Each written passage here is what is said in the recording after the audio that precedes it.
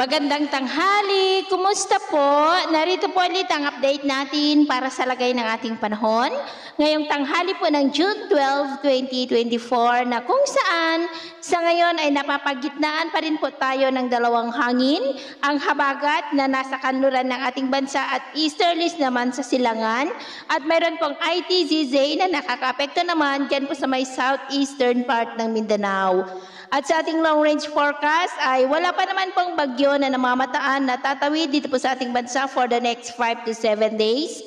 Pero hindi pa rin po inaalis ang posibilidad na may isa hanggang dalawang bagyo na maaring mabuo o kaya po ay papasok dito sa loob ng ating area of responsibility ngayong buwan po ng June at ang susunod na bagyo ay tatawagin po sa local name na Bagyong Botchoy. At sa lagay ng ating panahon, ngayong tanghali ay maayos ang panahon sa malaking bahagi ng ating bansa pero may tsansa pa rin ng maulap na kalangitan with isolated rain sa ilang bahagi po ng Mindoro, Basilan, Zamboanga Peninsula, Sorsogon, Davao Region at ilang bahagi po ng Bukidnon. At sa susunod na mga oras, mas maraming lugar po muli dito sa ating bansa ang makakaranas ng maulap na kalangitan with isolated rains, lalo na po sa ilang bahagi ng Cagayan, Cordillera, Ilocos Region, Pangasinan, Zambales, Bataan, Quezon, Calabarzon, ilang bahagi ng Bicol Region, Mimaropa, Panay Island, Negros, Leyte, Samar Provinces, Basilan, Zamboanga Peninsula, Northern Mindanao, Surigao del Norte, Sorsogon at ilang bahagi po ng Davao Region. Kaya mag-ingat pa rin tayo dahil posible pa rin po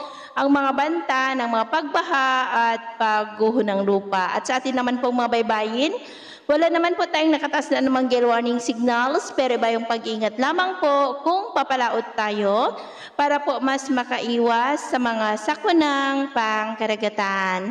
So, yun po ang latest update natin sa araw na ito. Ako po muli si James na nagsasabing sa kahit na pagsubok po na darating sa ating buhay, huwag na huwag po tayong mawawalan ng pag-asa. Thank you and God bless!